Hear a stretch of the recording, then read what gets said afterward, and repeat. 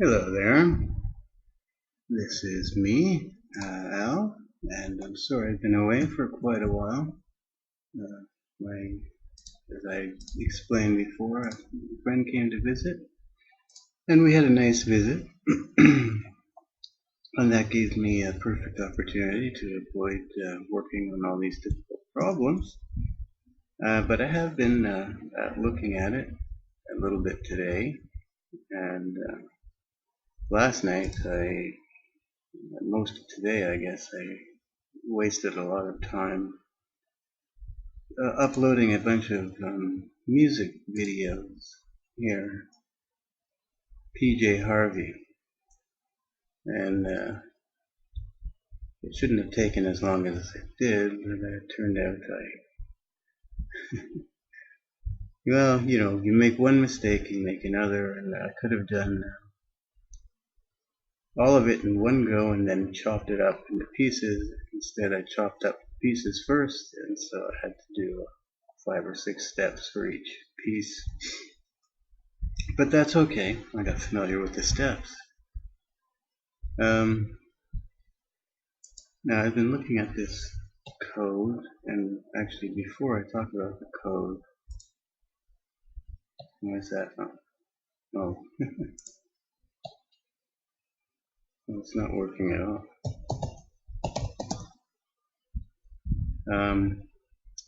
I should mention a few things that I keep forgetting to mention. Just little changes that I've made in the code that may be either of some interest or some use to someone.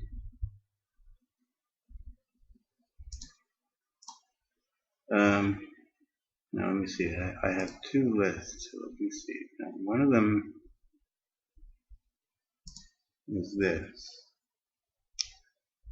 Oh yeah, well, there was something about those secret registry keys. You know the secret registry key thing, where you make the name so long that regedit won't display? Well, there's a weird thing that goes on with that too. I don't know if I still have the unit test for it. It would have been in here, I think. No. This is my pirate-based search engine. Anyway, it's not so important, but I noticed that because the way I was doing it was I was adding more and more of the letter A until finally the key that I was adding didn't show up. But as I was adding keys, there were a bunch of other ones, and so I would add the one, and then some of the other ones would disappear as well, and eventually all of them would disappear. Perhaps because they all had the same format. I don't know. It's really not that important. That's a bug to do with the registry editor. Nothing to do with Windows. You can look them up. No problem. One of the things that happened, and that happens to me quite a lot,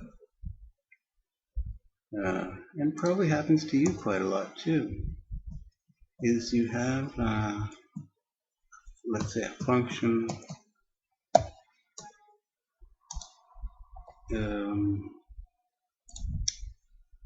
that returns some kind of value. For instance, one of them is that read in Notepad Q.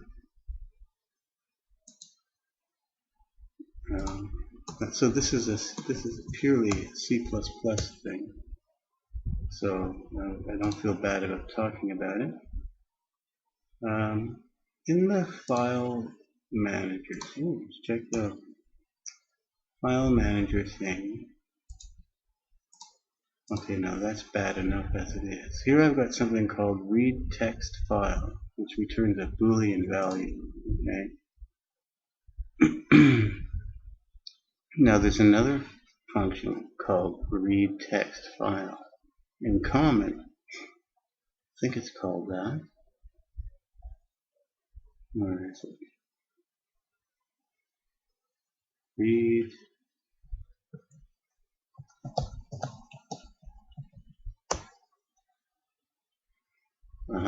See?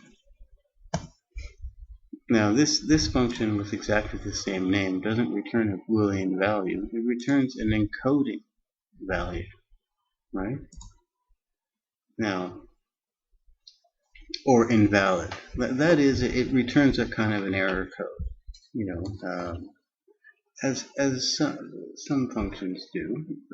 fopen, for instance, returns an error code. It used to return a file star, and now it returns an error code. And in fact, 0 means no error, right? So if you were thinking of using the return value as a Boolean, you would end up getting it backwards. Well, anyway, at some point somewhere, I wrote down a line like it was in one of these unit tests. In fact, I wanted to read a file, either read or write a file. What was it? Just want to see if I still have the code.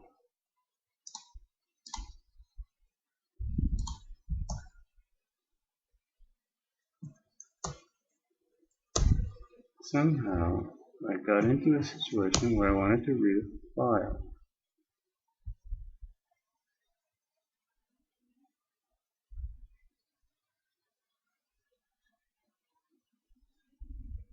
That's registry.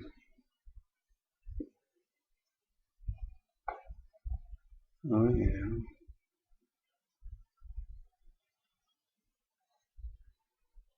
GUID and name base folders.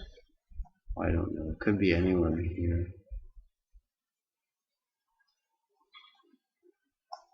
But the point is that I was using the return value like a Boolean, right?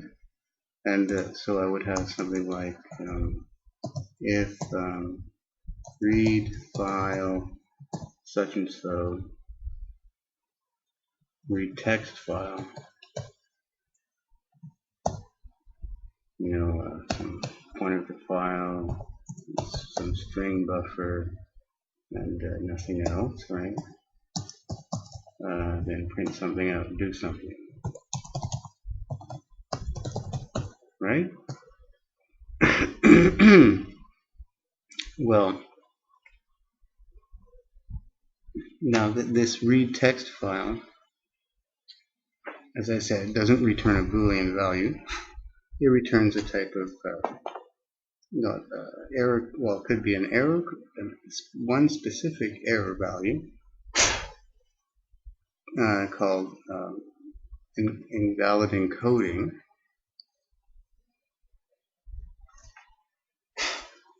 Or some valid value. Now this was based on a new it's a class now. Forget that for a second. I had typedef text e, the little text e is enum text encoding. So those were one and the same thing. Okay. Now ANSI turns out to be 0. And I think the file it was reading was probably ANSI, so it failed, right?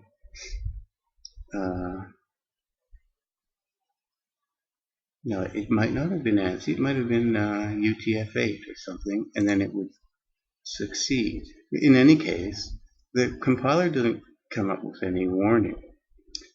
Because the expression is valid, the expression, this is just an integer number, and that's valid in a conditional, right?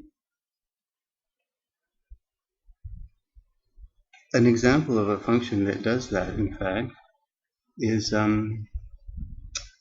create file. Create file, you might think might return a Boolean value, but it doesn't. It returns either a handle value, which would be non-zero, and the error condition is invalid handle value, which is not 0 either.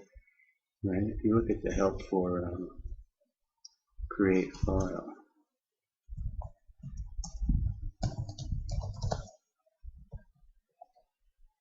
create file. The return value is either a valid handle, some number, positive number. Well, it's always positive, but let's say less than, if you cast it as an integer, it would be positive. Or on an error condition, it returns something called invalid handle value. And a lot of people make the mistake that, and I've done it myself a million times, that you would say if create file such and so, then go on with your code. If it succeeds, the return value is a handle to the specified file. If the file exists and the function and various flags are set, you get and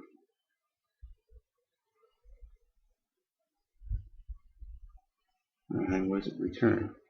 If a specified file exists before the call and these flags happen to be set, a call to get last error returns that. Yeah, but what does the function return? Even when the function succeeds. Okay, so you might get a handle, but you'll get an error code already exists. Okay. If it does not exist before the call, then get last error returns 0. 0 is good, no error. But the most important thing is that when the function fails, the returned value is this invalid handle value, and that value is not 0. Okay, so when it succeeds, it returns a non-zero value, and when it fails, it returns a non-zero value. So it's not a function that is it's not a Boolean style function. But how many times have you written down, if create file such and so, go on and do your work, only to realize that your program is crashing because you've got a value of -1 returned, and the compiler doesn't complain.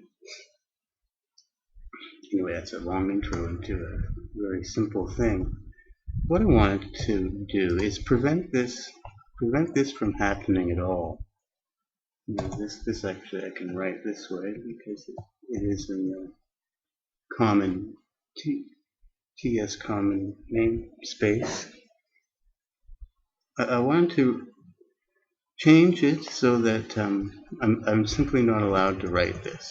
Okay. Now let's just prove that that's the case.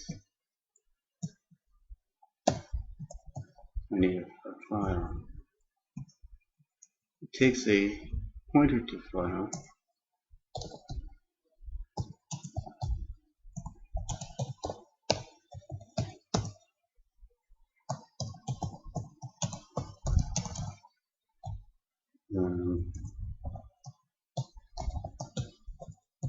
Is that right? Yes. Something I know exists. D temp delete me.txt.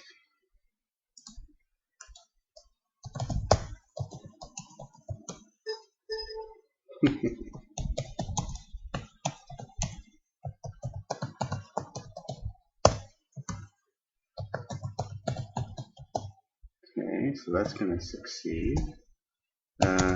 Let's say I just want to read binary.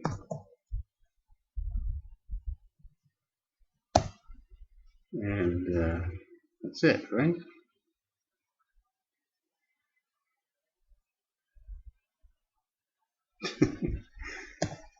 Okay. So now we can say if no error, and we read the file into a string. Now we print a string out. That should give me a letter A, in fact, and a carriage return. Get rid of all this.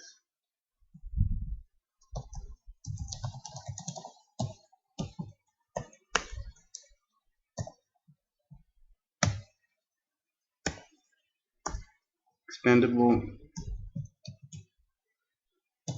Oops.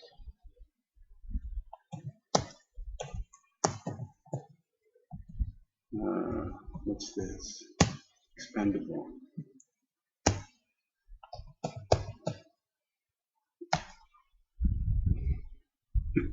Now I just want this to not compile.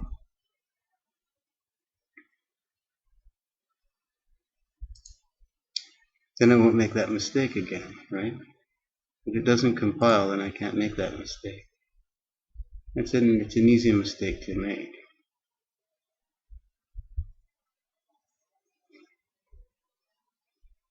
No, that's not utcommon, it's utest.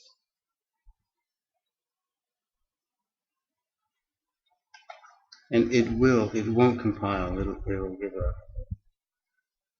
an error. Well, what's Notepad Cube doing in this mess?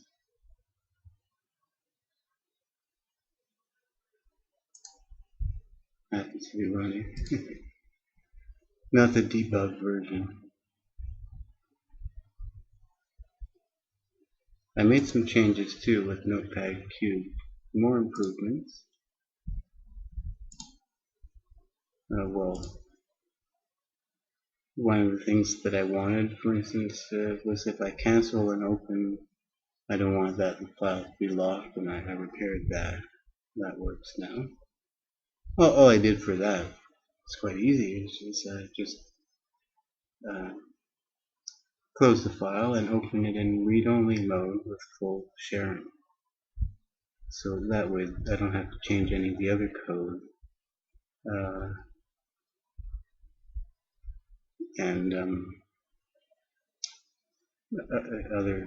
The next instance that opens that file up will lock it if it reads it all the way to the end. If and only if it does that, then it's fine, it works fine. Oh dear, sorry about this. I guess I could have. You can speed this up. Hang on, let's break.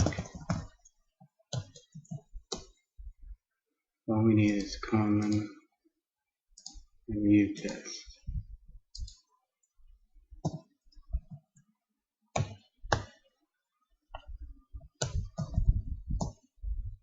I did that.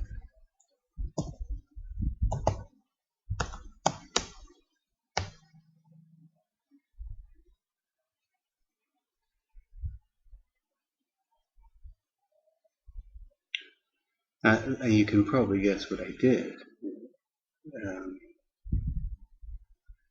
But there's an interesting little twist to it I thought I'd mention. Oh God.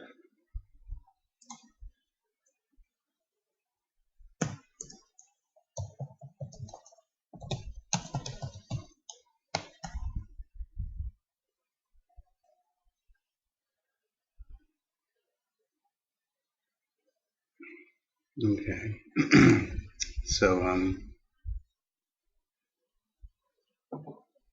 it won't compile because I changed this txe thing into a struct, and I gave it a member function operator bool and made that private. So I can't. This object can't be compared to anything. It can't be put into a conditional expression.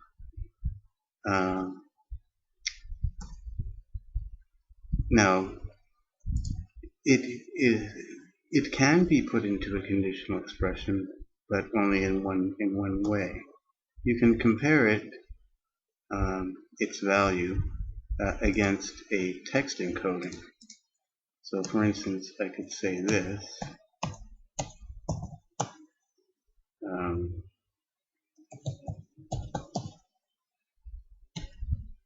and it'll compile.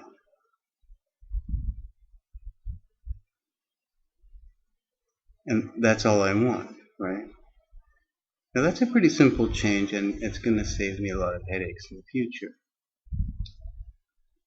Now the fact is, though, that I had to turn it into a struct, but all it is, as a struct, it contains only one member, so in actual fact, it doesn't take up any more room than its one member, and it can be compared against its one member. Now one thing I didn't add, because it's kind of interesting, is, well, see, you would expect this to work, right? Right? But I left it out, and I could add it. It's fine to add it, and it doesn't harm anything.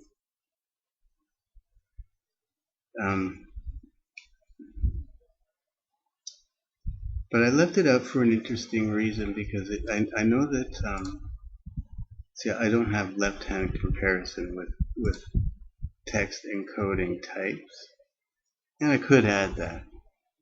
But what's interesting about this is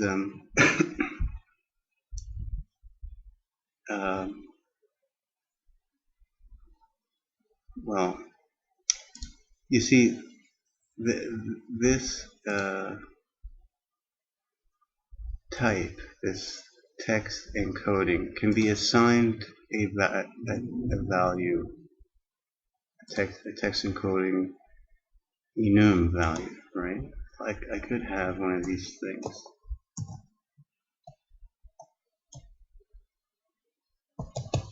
Say,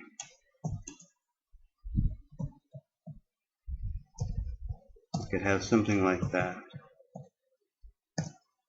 And I'm allowed to say,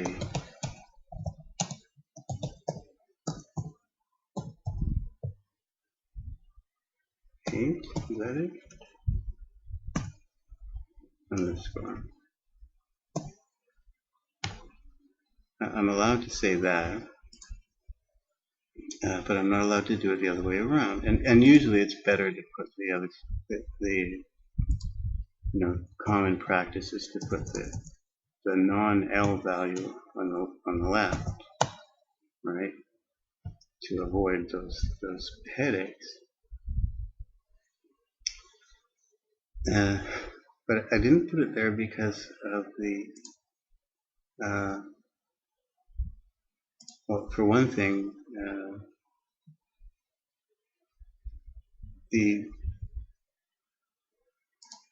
this is sort of giving a hint as to what I like about not having that, which is this. You see,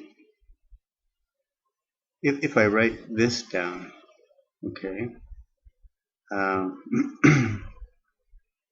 then that becomes an assignment, right? Then that turns this entire expression into the left-hand side, which means that this won't compile either, because this becomes one of these objects, and these objects cannot be found inside a conditional ever.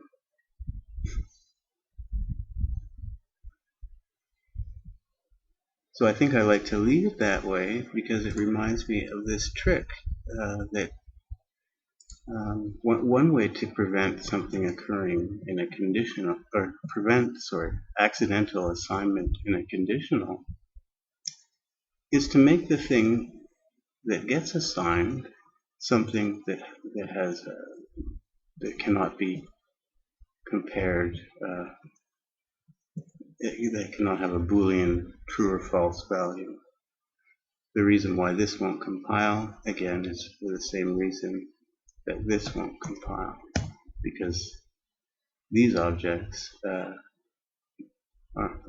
are not allowed to be found in conditional expressions.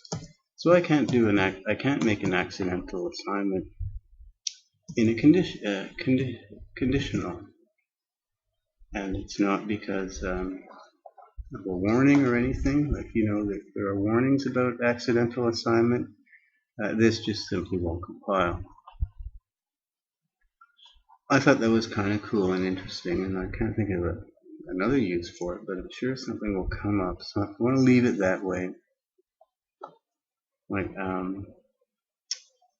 what does that have to do with? See, the thing it has to do with is that since I can't do this, which is what people normally do to prevent accidental assignment, right? I have to write it this way. So I'm forced to write it the bad way, and since I'm forced to write it the bad way, I might do this by accident and then get caught by this error, and that'll remind me again about this handy trick of preventing accidental assignment by disallowing comparison with the left-hand side. I don't know, I thought that was cool. I noticed that. Okay, so that's one thing. Let's just talking about that. And that's something else. I told you about this thing.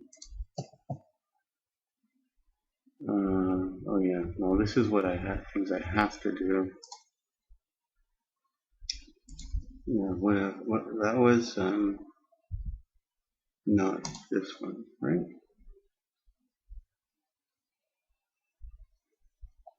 No, that's not what I want to look at.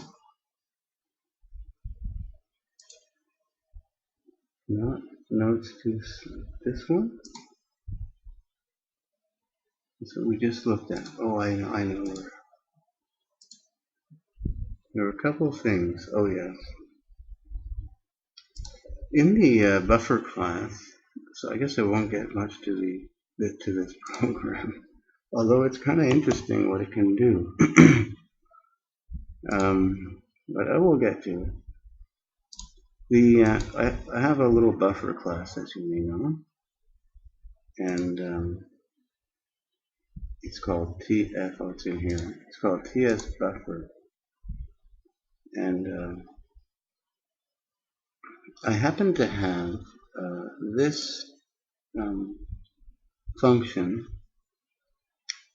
and it was its implementation was designed to extract a string from a buffer, a T-car type string from a buffer, but I don't think that that's correct for a buffer.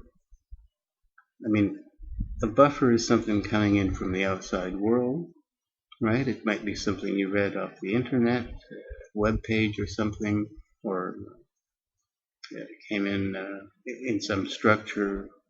It's external to your program.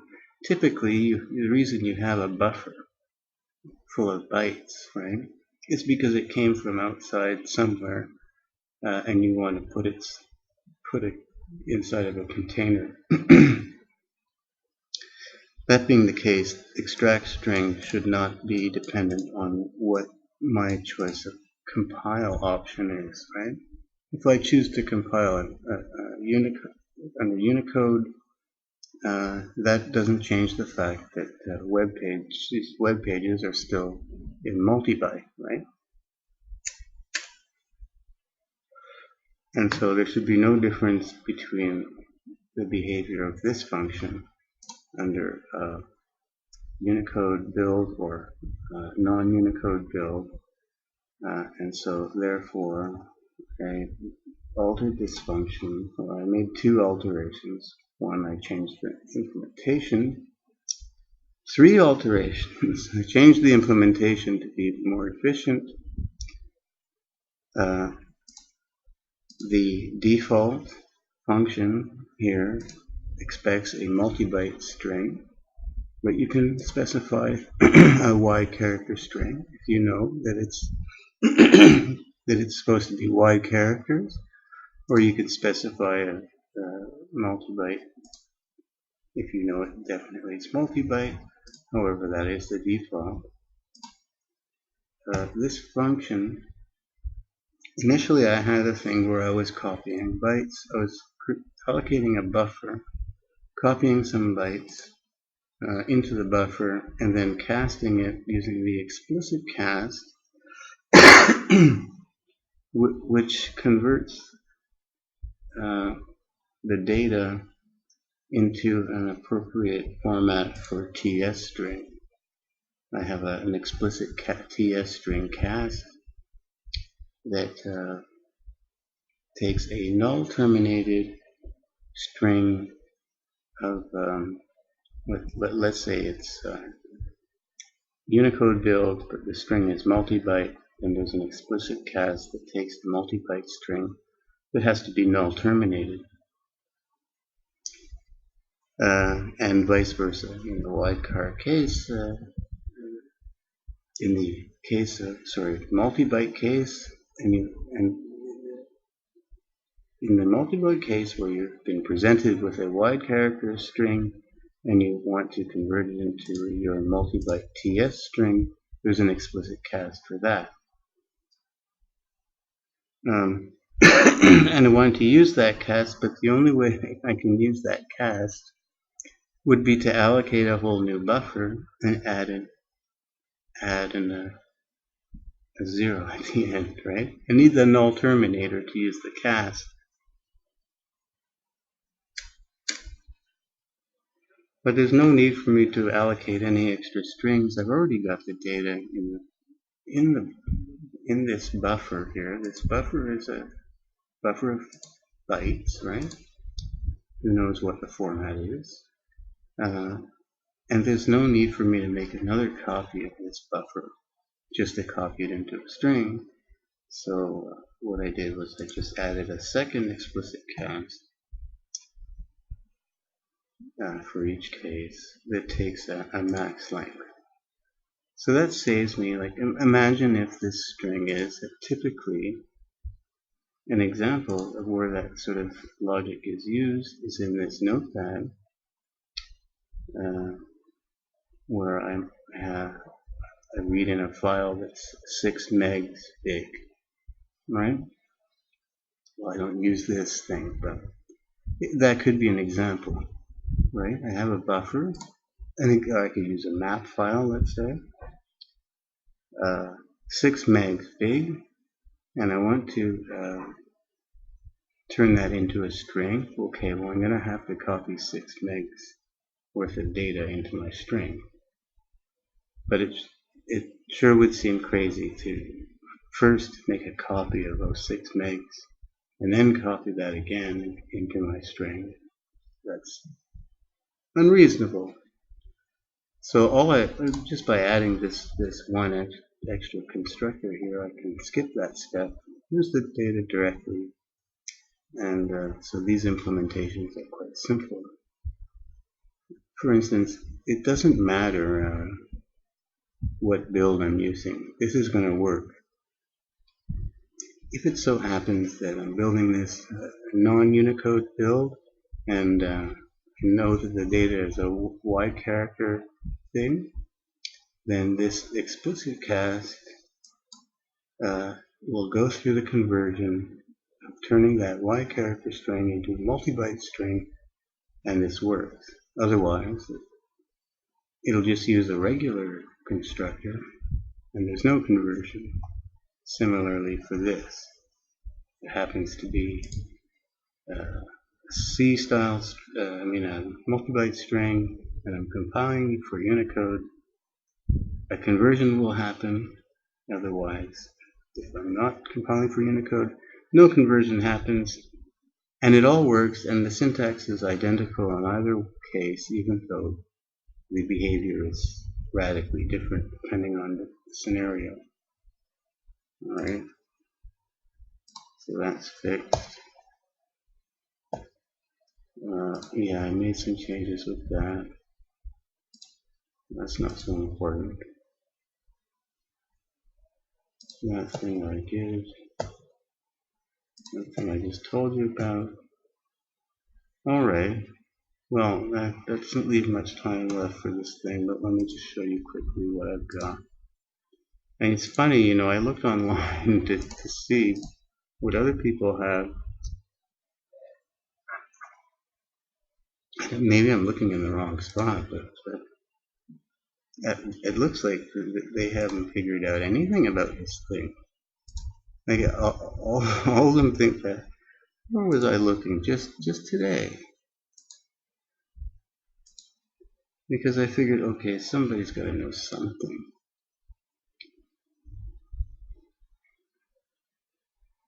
And was it this? One of these ones. These guys haven't figured anything out. Okay. Like, this is my, like, gee, look familiar? At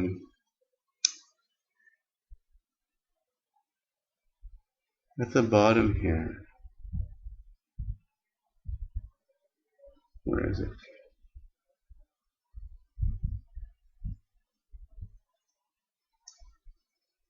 Is this the one or not? It shows those B8. Oh yeah, here we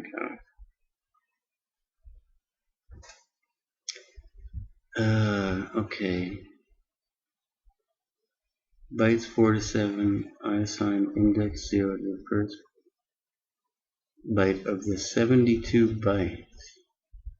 There is a 32-bit integer counting the number of times the program was executed. Well, I know that that's false, right?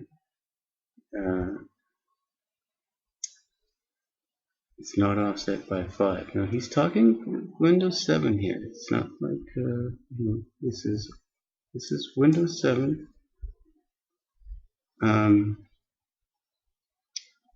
Now this is interesting. He says that funny number that I'm having trouble with might be the number of times the focus is received. Well, I don't know why he doesn't just state it, because that's easy to test.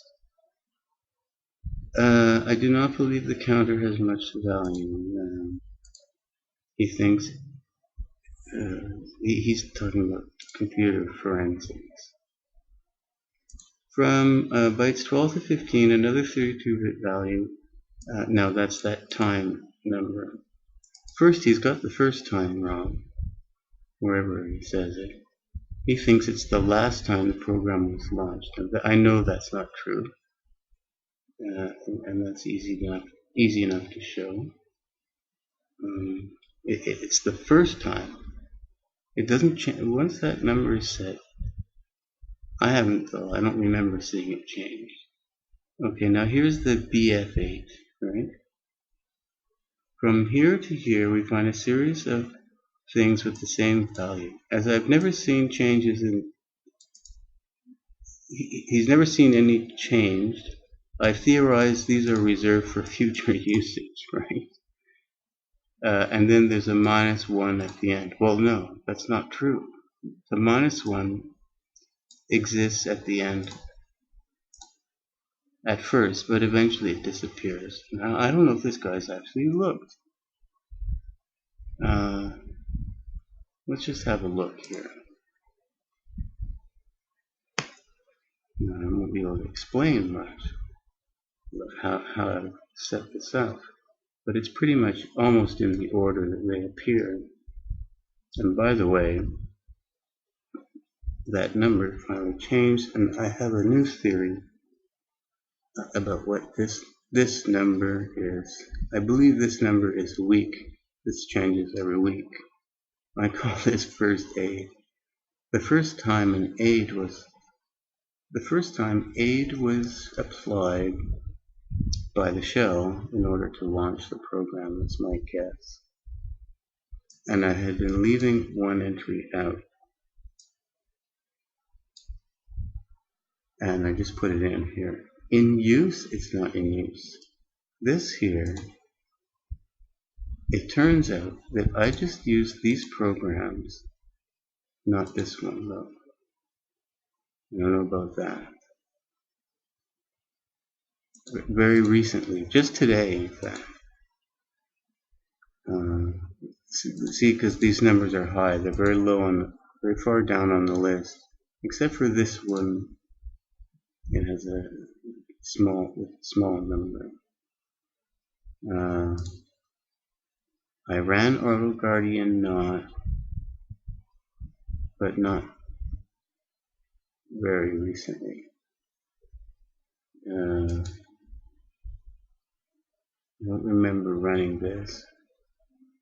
But strangely enough, I did run just these two today or yesterday, and there's the date, right? That's today. Well, now it's the 3rd, yeah. Yeah, it's not even, it hasn't changed days yet. And this one too, this auto-generated, not sure, is today. Okay, so this went to a 7.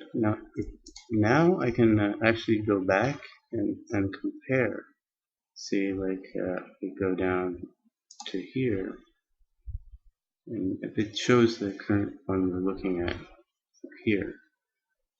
And so I can see what things were like when I had a 6 here, and look at our table. Or I can go to where we currently are, and look at our table and so on. But what I really want first, this counter thing, it might very well have something to do with the amount of focus time an application has, because like back on almost a week ago, before I went off with my friend, way back, yeah, I happen to be doing a lot of work with the compiler, and this is always running, okay? And these numbers were very big. Now that's a 6, and that's a 6. As long as this is a 6, these are big, and as soon as it changes to 7, you'll see we're on 6s. No, that's a 7. See now, okay, well this is getting up there, but there's an earlier 7. Which one am I on? 3rd? How about the 1st? Yeah, that's also a 7. There's almost no MSDev.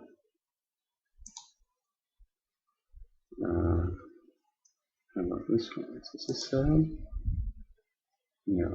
So the first 7 I record. Originally I had this taking a recording on every shot, but then I didn't really want it. I didn't want it to record it every time. So it just asks a question at the end if I want to save. Now what was the one?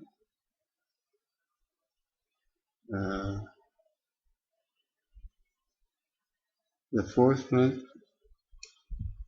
April 30th, is a 6 at 6:27. Okay, so this is a 7, right? This is the first 7. Right? So on the first 7, what do we got? Okay, it's definitely I was listening to a lot of music. Definitely I was online a lot. I was doing a lot of downloading, and I was, watching the downloads, because I wasn't a download, I was uploading something that I made. I don't know what these are, these auto-generated. I must have been typing.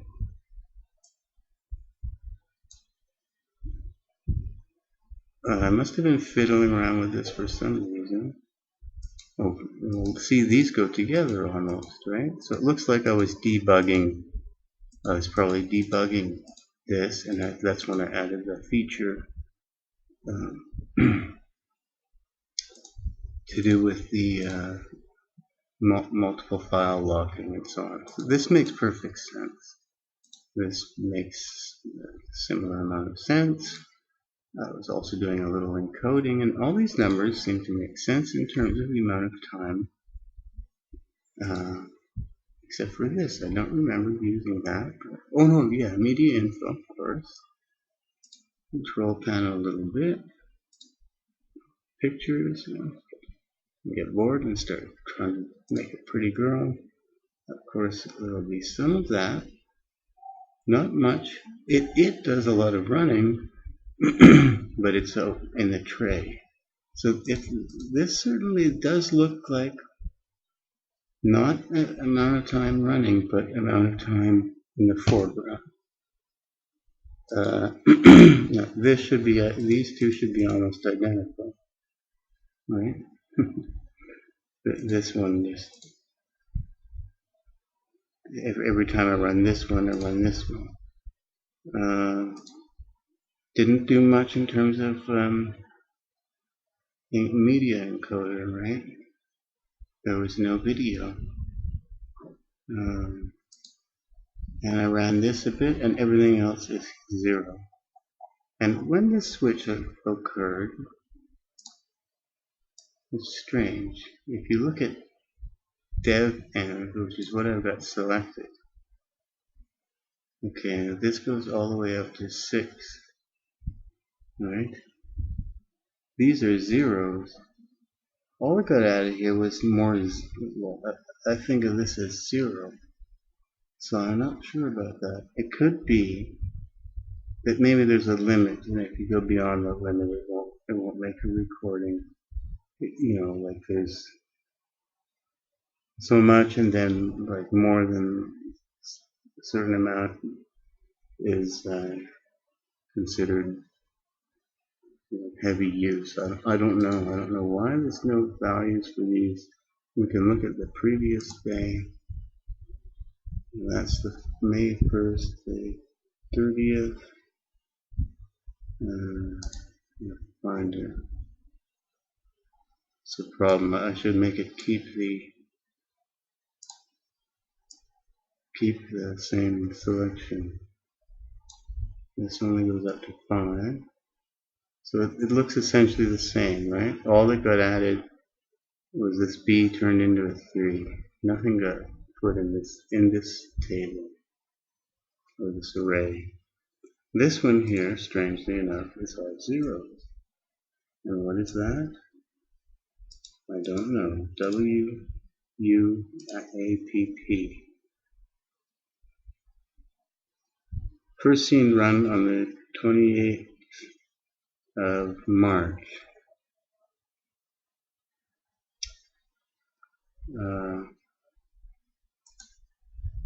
Start man, that's way back. Oh yeah, actually this would prove something. Well, this one has no start date, gosh darn it.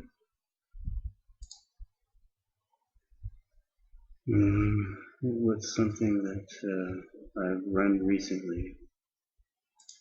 This. Oh no, not from that location. Recently.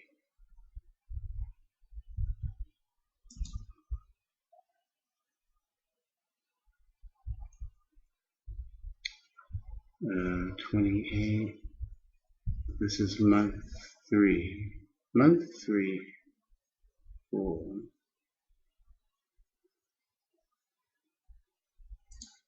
I'm pretty sure this is not the last time.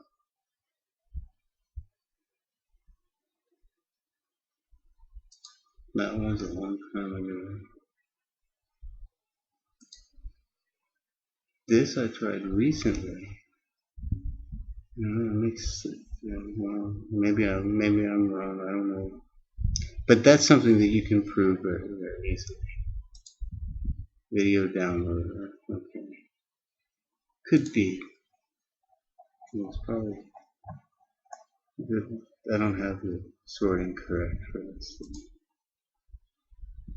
Anyway, so there's a weirdo flag I hadn't noticed before, and let's see. Back then, It had a single entry and nothing else. It's like if you look at this is today, it's almost like it has to do with something new, maybe. That's the, wait a minute. I didn't take all the snapshots.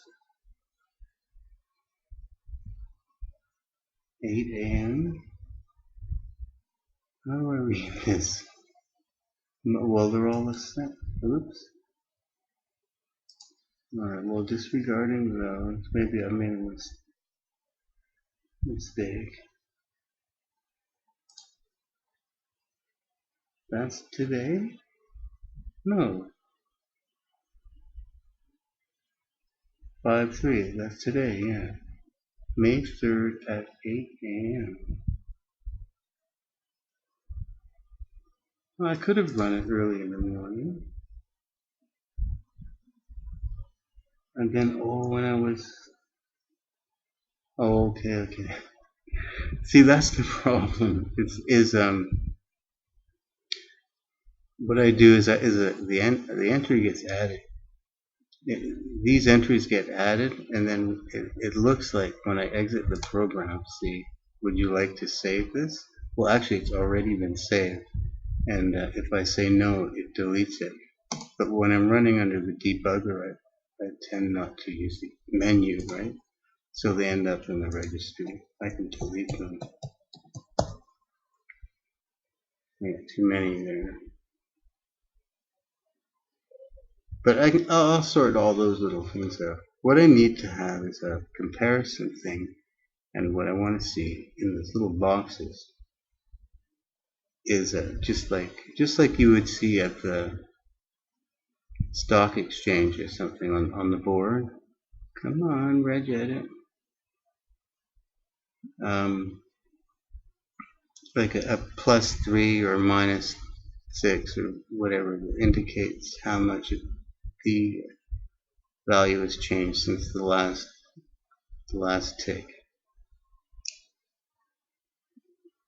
This is weird. This problem has been happening for a while now. It's the prompt that's going to ask me for permission. The very first time that prompt comes up, it takes forever. I'm not sure why. I changed something.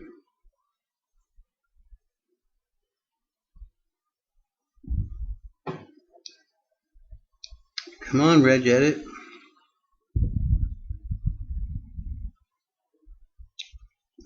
Hang on. Wow, that was really long. Even after I turned the thing off. Yeah, see, all these ones were made by accident. I shouldn't be writing it in and then deleting it, obviously, but it was a quick hack. That's enough. I can only see 15 on my list too, and I didn't add the extra feature.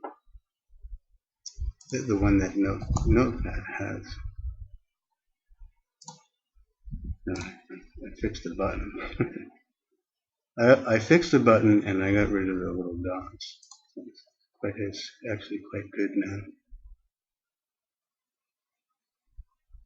The only thing it doesn't do, and it probably should, is remove. Well, maybe not. Remove something that doesn't exist anymore. Okay, well, I hope I gave you some food for thought. So until next time, enjoy the meal. See you.